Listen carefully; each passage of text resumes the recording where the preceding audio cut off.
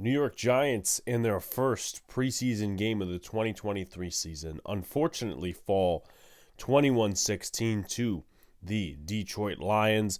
Welcome back to the Big Blue in the Bronx podcast, everybody. Hit the like button on YouTube, subscribe, turn on the notification bell, do all the good stuff. Also, if you are listening on podcast platforms, please give us a 5-star review. But here we are back again, doing another podcast episode. We're going to get into everything, stats overview. We got offense and defensive takeaways, special teams too, because unfortunately that played a big role and not in a good way.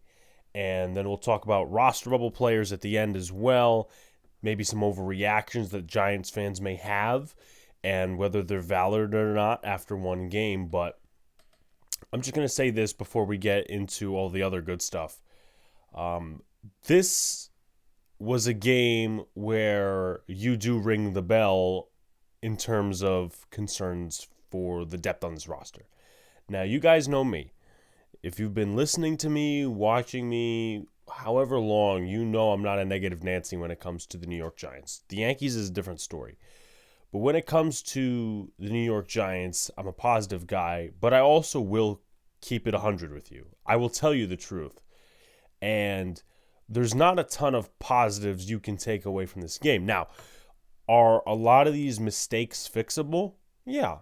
We got 2 weeks to fix it up, plus the extra week before week 1. But before then, the New York Giants will need to retool in certain areas for depth reasons, or else if a starter goes down, the Giants may not be for long a winning team. If they start out the season that way, they may start out losing. We don't know. But I just want to say this real quickly before we get into the stats. I do want to give a shout out to our sponsor, SeatGeek. We are now sponsored by the ticket vendors, also known as SeatGeek, looking to go to a concert, a Giants game, a ball game in general, and also for anyone who does the MetLife parking passes. They're also available on SeatGeek, but they have to be above $50 for the promo code to work. But you could get $20 off your entire order with the promo code Big Blue in the Bronx. That's Big Blue in the Bronx, nothing abbreviated, just the channel and podcast name. So stats-wise, let's get into it. New York passing game, Tommy DeVito, 15-24, 155 yards, a touchdown and a pick, 5 sacks taken. Tyrod Taylor, 3 of 4 for 7 yards. Nate Sudfeld, who got most of the work in at quarterback for the Detroit Lions, 2 picks, 15-28, 194 yards. Adrian Martinez, 4 of 7, 37 yards.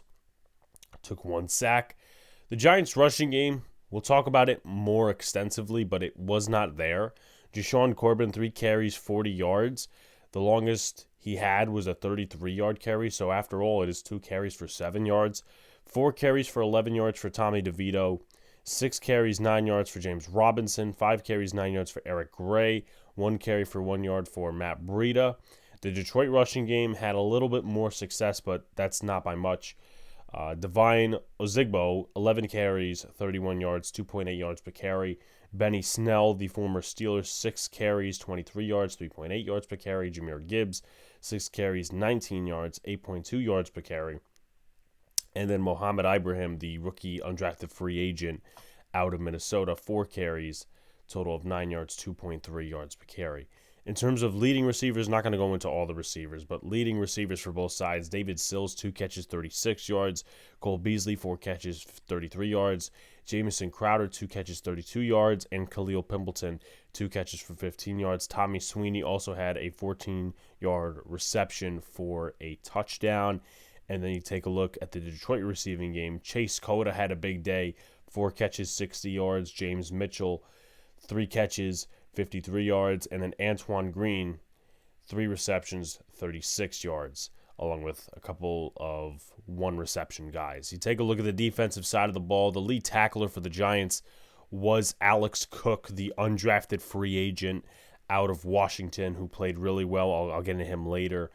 But Quarterback hits, tackles for loss, getting into that now. Deshaun Bauer had a tackle for loss and a pass deflection along with 5 tackles. Deontay Johnson had a quarterback hit. Habakkuk Baldonado, who we'll get into, 1 sack, 3 tackles, 1 tackle for a loss, a pass deflection, and a quarterback hit. Should have been 2 sacks, but the refs are soft nowadays in the NFL. Cordell Flott, 1 pass deflection. Javarius Owens, a pass deflection.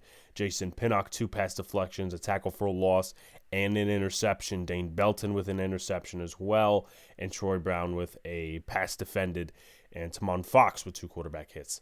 The Giants totaled 6 quarterback hits and 1 sack on defense, also 3 tackles for loss and 8 passes defended. You take a look at the Detroit side of the ball in terms of defense.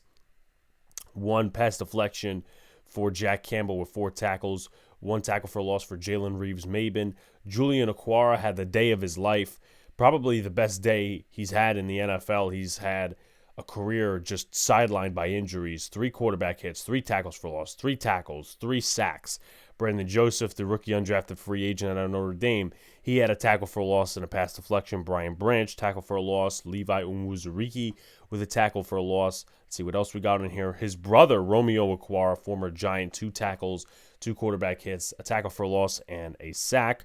Benito Jones had a sack, a tackle for a loss, and also a regular tackle. Maurice Alexander, he also had a touchdown, but we'll get into that, even though he's a defensive back. Isaiah Buggs, he had a pass deflection as well at a tip pass in the game. Tay Hayes, pass deflection. Khalil Dorsey, pass deflection. John Kaminsky and Malcolm Rodriguez also had tackles for a loss. And then we'll go to team stats before we get into the basic takeaways, which will be much of a longer segment. First downs, the Lions had 19, the Giants had 13. They had 12 passing first downs, the Giants had 9. They had 6 rushing first downs, the Giants had 1. Giants had 3 first downs from penalties, and the Detroit Lions had 1. Giants were 2 for 13 on third down. The Detroit Lions were 7 for 15. The Giants were 0 for 2 on fourth. They were 1 for 3. They ran 69 plays. Giants ran 55. Total yards, they had 328. Giants had 243. Giants had 12 total drives, 11 for the Detroit Lions. Yards per play, 4.4 for the Giants, 4.8 for the Detroit Lions. Turnovers, the Detroit Lions had 2, the Giants had 1. Defensive special teams touchdowns, we all know what happened, so that goes to the Detroit Lions. Red zone attempts, Giants were 1 for 2, Detroit was 1 for 3. And then possession time, Detroit 33-12 to NYG's 26-48. Now, let's slip into the offense. The story of the offense is they struggled mightily. They struggled mightily. That's no, sugarcoating. That's just spinning straight facts. That's not being negative either. They struggled mightily. They could not move the football. And you guys are going to hear me talk as if it was a real game, because these are guys trying to make the roster. They're trying to do what they can and all that sort of good stuff. But I have to tell it like it is. The offense could not move the ball. They totaled, 13 points in the first half, 3 points in the second half, and the only real touchdown they got was off of a turnover, the turnover being Dane Belton's interception, which was a 41-yard return. They had the Jason Pinnock pick, which was returned for 12 yards. They couldn't move the ball off of that. I thought Tyrod Taylor's really struggled. And then you also had the 4th down incompletion. Thank you, Jason Pinnock, once again for knocking it out of Sam Laporta's hands. And they couldn't score off of that. I mean, they got the field goal, but 6 points at the end of 2 drives. Brian Dable was beyond frustrated with the offense, and that's not what you like to see. Once again, it's depth, guys. I understand that, but you have to chalk it up as it's a real game. And there are serious depth concerns with this football team. Tommy DeVito, I thought, outplayed Tyrod Taylor. Yeah, he missed a few throws here and there, and I was really concerned. I'm going to be honest with you guys. I was really concerned about Mr. Tommy DeVito because he looked confused in training camp. Like, he didn't know where to go with the football, a lot of throwaways, a lot of taking sacks, just bad pocket presence. But yesterday, he did a very good job. He did a very good job for what was expected of him. Now, he's not going to sit there and take Tyrod Taylor's role. He's not going to do that because he's an undrafted free agent. You would not want him in the game over Tyrod Taylor. Obviously, we don't want to even come to the conclusion or even the situation of Tyrod Taylor being in a game, because that would mean Daniel Jones is hurt or he's playing awful or it's a blowout game, whatever the situation may be. But DeVito, once again, I thought he did well. 15-24, 155, 1 touchdown, interception is remarked on. 5 sacks taken and 4 carries for 11 yards. So total on the ground and in the air. Scrimmage yards, 166 yards. Again, not bad, but the offense just could not move the ball. They could not. And once again, it was a problem. And there's a lot of little problems that made it a big problem. If you want to talk about positives, I thought Cole Beasley and Jamison Crowder increased their worth as roster bubble players. They were really the only guys, I would say, that stood out to me on offense in terms of skill position players. I thought the offensive performance was that bad. Jamison Crowder, Cole Beasley, those are guys that are coming in. They came in with the injuries of Shep and the injury to Wan'Dale Robinson, which we hope to get him back soon. But Crowder, he can do a little special teams. Beasley, not so much anymore because he's 34, 35 years old. But they look good. I will say that. They look good. DeVito felt comfortable throwing it and slinging it to Beasley and Crowder. Beasley had a nice route and then spun out of it for a first down. Jamison Crowder had 2 catches over the middle. So they could still burn guys. Both are above 30 years old, but they could still burn guys. And if nobody in this young receiver room steps up for the New York Giants, it's going to go to either Crowder or Beasley or maybe both. Because I will mention this, Colin Johnson left the game with an ankle injury, it looked to be. And if he is out for the next game, you could likely say he is not going to make this roster. Practice squad, maybe. But you could likely say if he is out the next game, he's not going to make the roster. And it's a shame because I really like Colin Johnson. I really liked him. Solid receiver, solid build, decent speed for a big guy. But, the best players, survival of the fittest. That's what it has to be. And we're going to get into some of the negative, but I also want to mention shout-outs to our second-round rookie, JMS. I thought he played really well. I didn't really see any struggling snaps. I thought the first team, which was really the mixture of the first and second team O-line, I thought they played well enough, not great. I thought Ben Bredesen struggled just a tad. I would like to see Zudu more on film, and then, of course, we know with the tackles. We'll talk about that a little later. However, with that being said, JMS was the best O-lineman. He was the best O-lineman out there. I don't know if he was better than any Lions O-lineman, but what I will say is JMS was the best Giants O-lineman, and a round of applause for him. First game in the NFL. I thought the rookies overall did a nice job for the New York Giants. We'll talk about defense in a separate thing, but JMS was the best O-lineman. Going back to the receiver room, I thought this guy really struggled.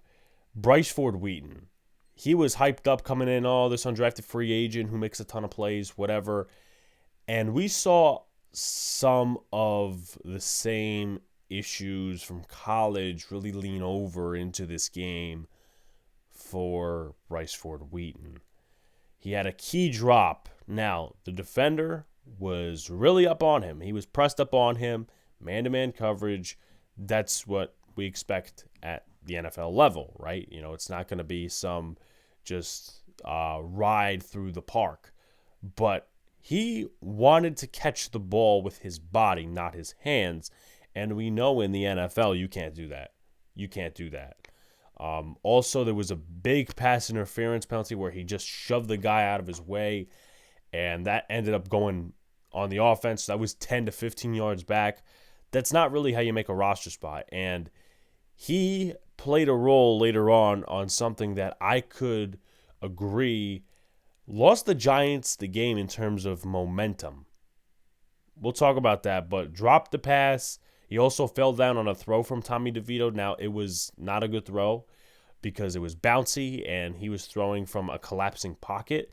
But Bryce Ford Wheaton fell down on his route. And Once again, that's not a good look. Just saying it for starters. I thought the running back room was very unproductive. Now, we could also attribute that to the offensive line. But Eric Gray didn't really excite me this game. Yes, it's his first NFL game unofficially. I know that. But he looked kind of slow. A little bit. A little bit more patient and just too patient in my opinion. And didn't take the yards that were there. Once again, the offensive line was not very good.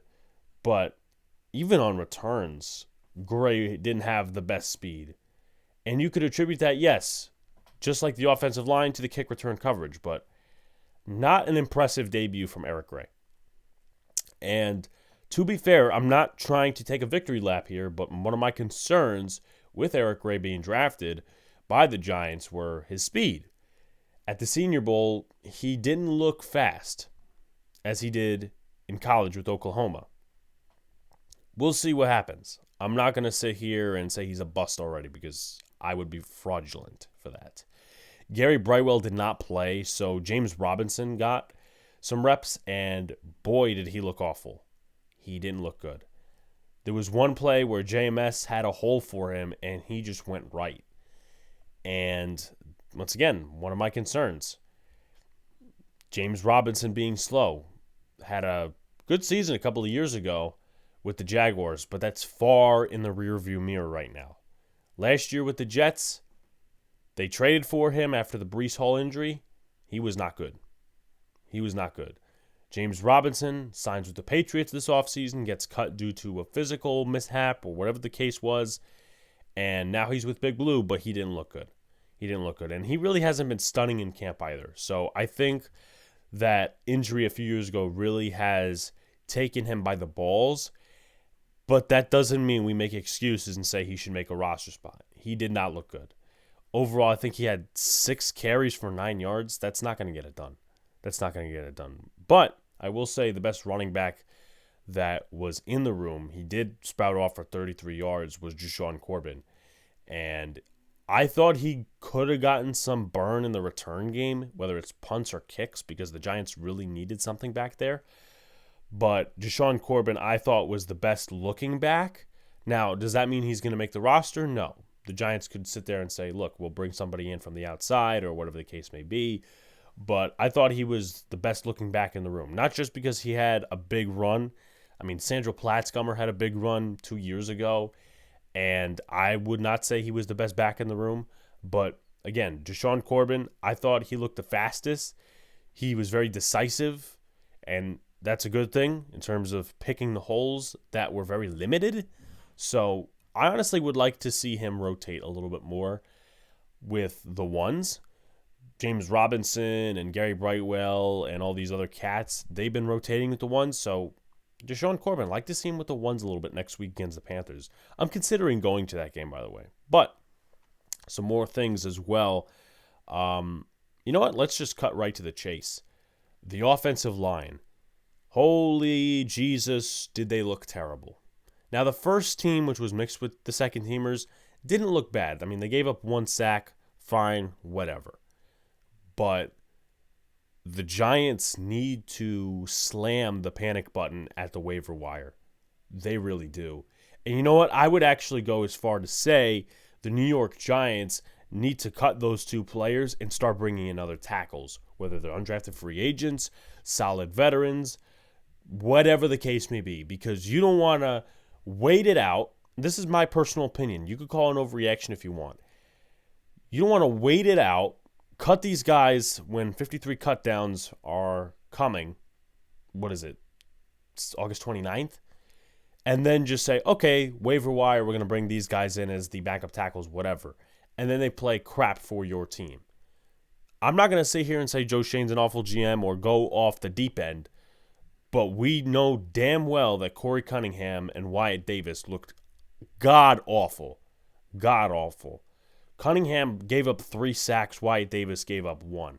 Wyatt Davis and Corey Cunningham, yes, I get it. They are mostly guards. Cunningham is better as a guard. Wyatt Davis played guard for most of his NFL career at when it came to Minnesota, the games he did play, or I think he played a game in New Orleans. He may have also played a couple of games with the Arizona Cardinals, but something needs to be done. Something needs to be done. And even then, I would not want Corey Cunningham as a swing tackle. I would not want Wyatt Davis as a swing tackle. I wouldn't want them as swing guards. So I'm not going to say, you need to trade for all sorts of linemen or whatever the case may be. But that's not going to get it done. That's not going to get it done. Tyree Phillips is injured, and he didn't look the best in camp. He did not look the best in camp. He was getting beat out by Matt Parrott. He had some reps where Tamon Fox totally destroyed him. And he's a veteran in this league. So you could either point it to two things.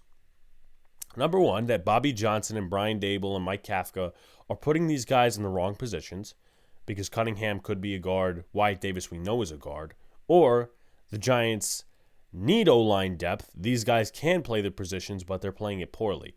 And I would tend to go with the second one. Jack Anderson, didn't see a lot out of him. Overall, once again, the offensive line just was terrible. Shane Lemieux, I'd have to go back and look at the tape. I forget who played right guard. It wasn't Tyree Phillips. Actually, it was Sean Harlow.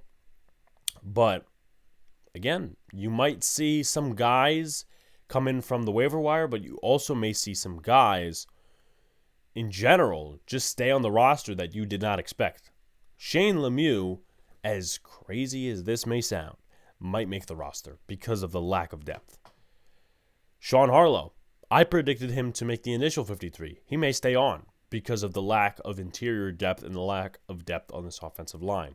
Matt Parrott didn't look too good at tackle. Looked okay. But he may stay on because they cannot find somebody on the waiver wire.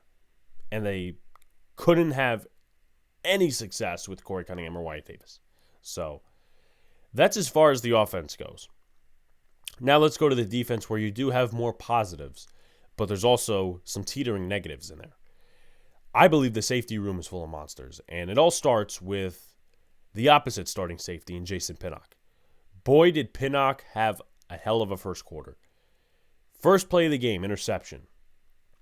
I was so hyped. I was screaming at my TV. Then you have the tackle for a loss, which is the first play on the next drive for Detroit after the field goal. Tackle for loss for 3 yards. I believe Jahmyr Gibbs was the running back. If it wasn't, somebody else. And then when they're going for it on fourth down, testing game situations, it looks like Laporta catches it. He doesn't. The pass is broken up. By who, you ask? Jason Pinnock. Pinnock has had a wonderful camp this far. And I don't think there's going to be a legitimate, concise, this guy plays 90% of the snaps type of safety, other than Xavier McKinney. But Pinnock has definitely shown he needs to get majority of the snaps come regular season, unless he just totally plummets from here. Now we move on to the second safety, and that's Dane Belton. Another interception, playing center field safety. Gives the Giants confidence. Not just that this defense can make more plays on the ball, because they were last in the league last year in interceptions. However, go back to Belton. Oh, he's just a box safety, just a special teamer, this, that, and the other thing. If he plays deep safety like that, ball hawking, like the interception he had last year against the Eagles, like the interception he had last year against the Texans, that gives you confidence that you can move these pieces around on defense, that you could do whatever with the corners, whatever with the safeties, have a 3-safety tandem. But also this. There's two guys that also stood out to me, besides the starting two.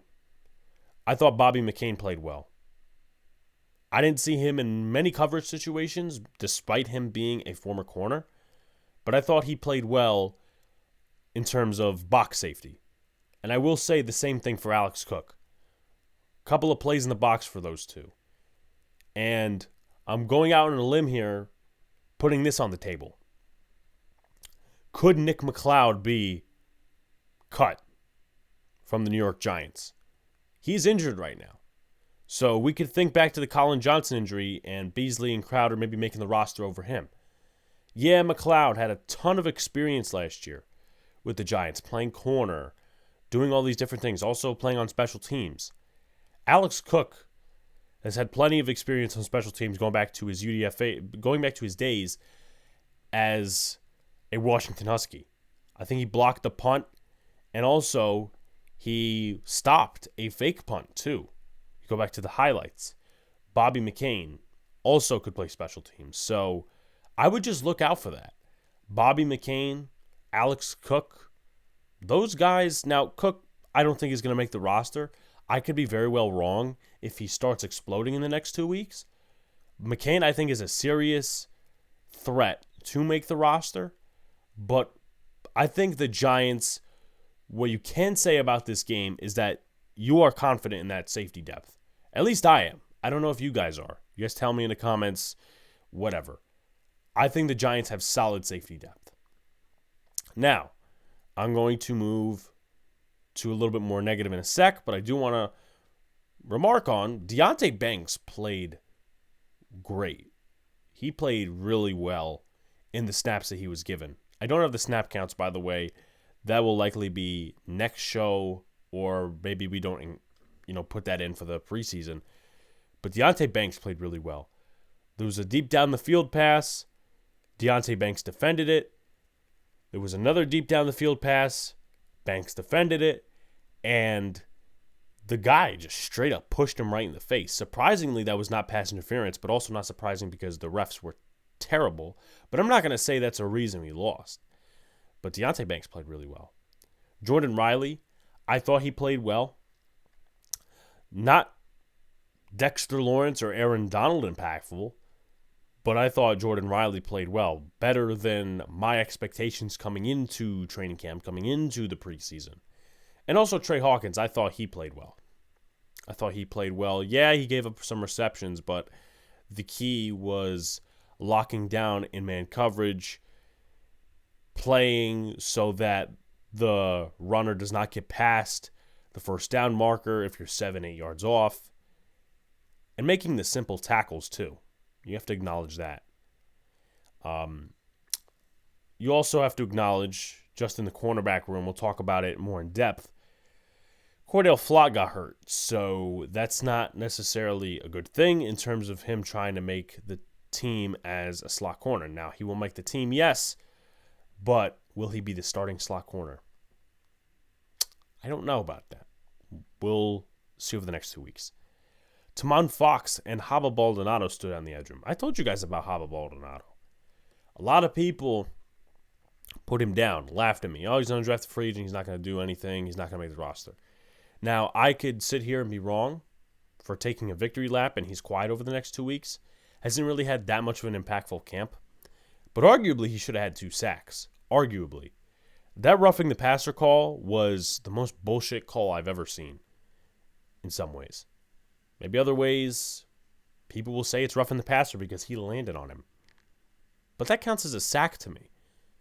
I mean, how are you going to sit here, sack the quarterback, but try to, disjoint yourself so you don't land on him with all your weight? That's what I think is stupid. That's why I think, the NFL has kind of gone out of their way just to make the game harder for pass rushers, edge rushers, and anyone sacking the quarterback just for quote-unquote player safety. But Baldonado stood out. He missed 1 or 2 tackles when defending the run, but I think if he secures those tackles, we could be talking about a guy who sneaks into the edge room.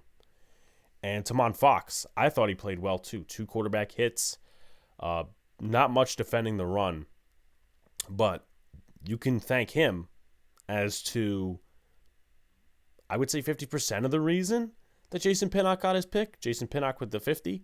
And then Tamon Fox just dipping the edge and hitting Nate Sudfeld. So, we'll see what happens at edge room. I want to talk about the inside linebacker depth. Ooh, it's scarce. It is scarce. Micah McFadden played decently. Carter Coughlin, nothing too much to take away in a positive light. Negative light, the thing with him, he missed a couple of tackles against the run. And the problem with him that I've seen this since 2021 when he was converting there, is he would miss a tackle and then fly like a boomerang. he would try to make the tackle, and then he would just end up on the other side of the field because he falls that much. Now, it's not a balance issue. I guess it's a misuse of speed for him, but that doesn't say anything good for him or this linebacker room. I'm going to tell you right now. I was not impressed at all with Cam Brown. He bit way too much on play action. Way too much. And that's not a good thing. Now, one or two plays, short yardage situations, fine. But constantly, you saw the tight end leak out and get a reception. If it was a wide receiver, you'd see him get a reception. But mostly tight end, or else we would not be talking about Cam Brown biting on play action. So we could sit here and say, oh, Cam Brown hasn't had a ton of defensive experience. You got to play up to it. And the two undrafted rookies who we've done roster bubble videos lately on, Diontae Johnson and Troy Brown, those guys, not much impact. Not much impact at all. So we'll see what happens. I think the Giants will be dumpster diving at the waiver wire for another linebacker. Because if Beavers isn't healthy, God forbid Okiriki goes down, or you have Micah McFadden goes down, you don't want any of those guys starting games. Those are special teamers and backups. Backups of the backups. Also as well, cornerback depth before we get into special teams. Rodarius Williams, Mani Oruwariye, Jamon Green, Zion Gilbert, and Aaron Evans. I didn't see anything remarkable out of this cornerback room. Zion Gilbert gave up the 2-point conversion. I just didn't see a lot. Rodarius Williams still doesn't know how to tackle. Gave up a reception, missed a tackle. So, in terms of that, I think the Giants better hope that Aaron Robinson comes back healthy. Because you could look at 4 or 5 guys right now that are corners, right? You got Cordell Flott, Darnay Holmes, Trey Hawkins, Deonte Banks, and Adoree Jackson.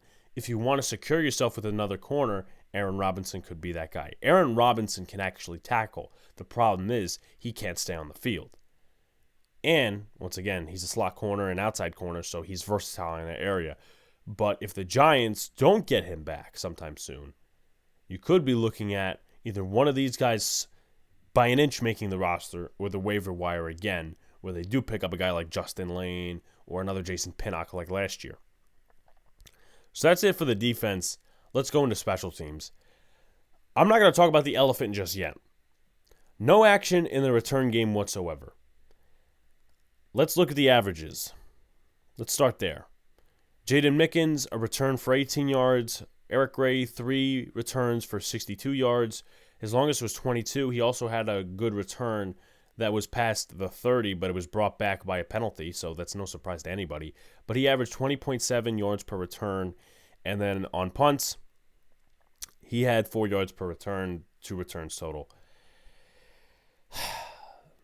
I think they got to put either Deshaun Corbin or Khalil Pimpleton out there, because we could say so much about the kick and punt coverage that will impact so many jobs on this roster. Diontae Johnson, Troy Brown, Cam Brown, T'Mon Fox, a bunch of different guys, right? We could talk about that for days on end. But the Giants have not had a serious returner and a stable returner for a few years, arguably since Dwayne Harris. Now, last year you had Brightwell, who stayed there the whole year, average at best, 21 yards per return, I think the numbers were on him. You would like it to be around 25, 23 and up, my honest opinion. And I'm not a big special teams guy, but the return game needs to get better. You have a lot of guys in that room, wide receiver, a corner or two, that can return kicks and return punts. Eric Gray, like in the running game, not much explosiveness other than that one big one, but once again, that doesn't count because it was called back by a penalty. And Jaden Mickens, where nothing happened for him. And basically, that is the only way he's going to make the roster, is via kick returner. And he wasn't very good in that asset. Crucial mistake by David Sills. He tackled one of the returners, I believe it was Maurice Alexander, before the 15-yard line. Great. What was the problem? Well, he held him by his face mask. Tackled him by his face mask. Pretty obvious. Penalty. And that was 15 extra yards for the Lions. Not ideal. But let's talk about the big elephant. The 95-yard punt return touchdown. You probably just gifted Maurice Alexander a roster spot. If not on the Lions, on another roster. I don't understand why special teams has been so terrible. I really don't know why. We could chalk it up to a lot of different things. The coordinator, a missed execution somewhere, missed tackles, personnel, whatever the hell it is. Apparently, there was only 10 men initially on the field. That's not the first time that's happened with the Giants the last 2 years. That's not the first time. That's unfortunate. That's on the special teams coordinator. That's on the players. Obviously, it's a team effort. Special teams is the name of that asset of football. But here are a couple of players, apparently, that were on the return unit in terms of punt coverage that missed tackles and missed opportunities to get Maurice Alexander. David Sills, Jamon Green, undrafted free agent from Michigan. Cordell Flott, Tommy Sweeney. Let's see, number 20, Amani Aruarie, Deontay Johnson, Troy Brown, Cam Lyons, Bryce Ford Wheaton. You notice a bunch of those guys need to make the roster via special teams, right? And it doesn't look like they will. Unless the special teams unit is just wow, great in the next 2 games. A lot of those guys are not making the roster. Tommy Sweeney, I mean, yeah, he caught the touchdown and all, but the only way you're making the roster is via special teams. Jamon Green, Troy Brown, Deontay Johnson. Those are guys that needed special teams on their positive side. And people were saying on Twitter, and I think Howard Cross said it, and listen, I'm not a big special teams guy. Oh, Jimmy Gillen, he outpunted his coverage. I mean, the punt was inside the 20. He had a few nice punts, and we're going to rip on him and not the coverage unit. And even if he did outkick his coverage, they had multiple opportunities to tackle him. So that really didn't make sense to me.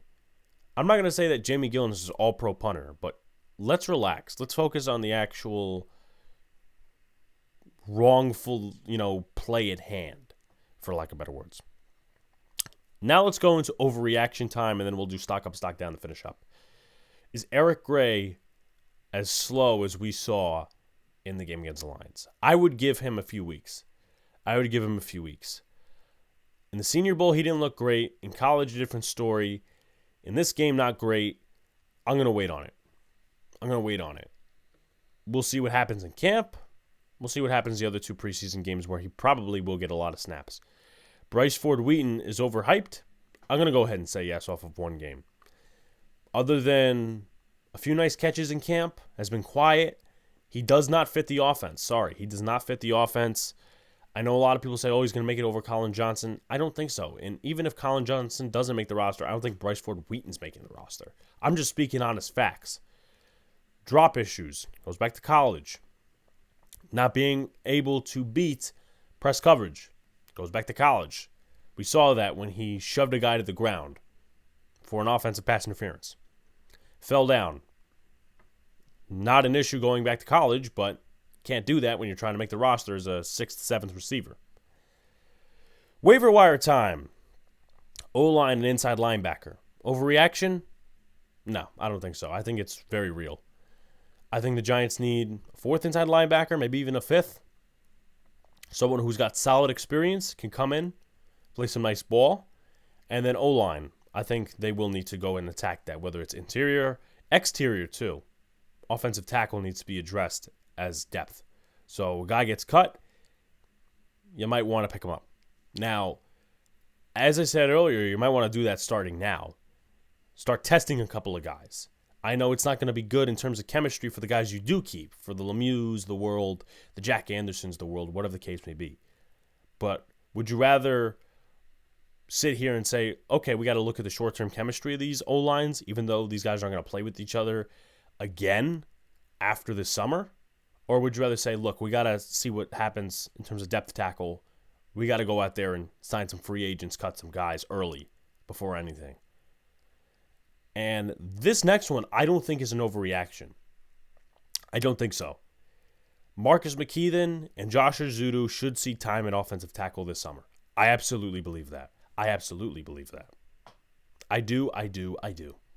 Marcus McKeithen, he'll probably play next week. Start playing him at tackle and guard. Cross-train him. Because if he played decent at tackle last camp, and yes, he's coming off an injury, so you can't necessarily rely on those expectations maybe you had last year, maybe a half of those. But if this is what the depth looks like, and you're not necessarily putting in Azudu right away as the starter, whether it's Glowinski or whatever the case may be in the interior, Bredesen, JMS, Glowinski, and you see Azudu on the bench, you can cut the rotation crap and just say Azudu's our swing tackle. He played there in college. McKeithen played there in college. So it's not foreign to them. See what they could do. Against the Panthers and against the Jets. The Jets, I think, will be playing most of their starters, not Aaron Rodgers, but they will be playing most of their starters in week 3, to my knowledge. So, Azudu, McKeithen, maybe you line them up there against the starters, see how they play. At least if you're not going to go out there on the waiver wire yet or sign a backup tackle and cut Davis and Cunningham, at least go out there and say, look, we're going to cross-train McKeithen, we're going to cross-train Azudu, and we're going to see what they look like at tackle. Alex Cook, Bobby McCain to take Nick McLeod's spot. Safety depth is solid. I don't think it's an overreaction to see Bobby McCain taking McLeod's spot because I think he could play a little bit more in terms of different areas. Bobby McCain, he could play in the box, he could play in the slot, he could play outside a little bit, and he could also play deep safety. Had 4 interceptions 2 years ago for Washington. I believe 2 were against the Giants, believe it or not. Jake Fromm is the quarterback.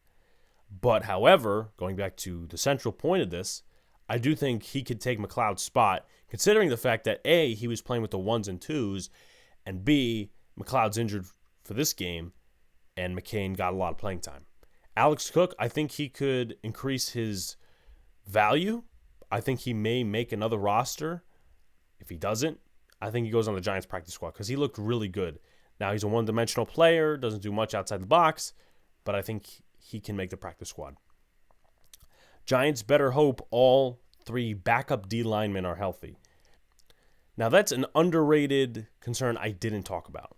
For the reason that Jordan Riley was out there, you didn't see Nacho, you didn't see Ashawn, and most of these guys are getting cut anyway. But if you are keeping 6, 7 defensive linemen, which I highly doubt at this point, if you are keeping those guys, you got to go to the waiver wire because Brandon Bryant, Kevin Atkins, Donovan Jeter, they did not play well. They didn't play well defending the run.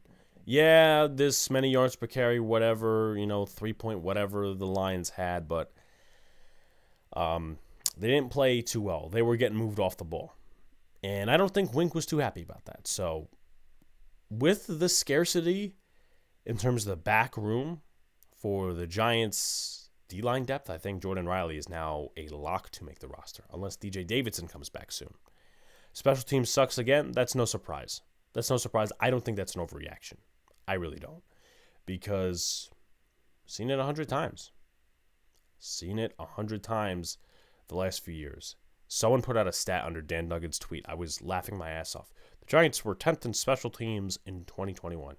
First of all, what does that matter to now? Second of all, no, they weren't because they were a terrible unit. They were an absolutely awful unit at the time. But special team sucks again.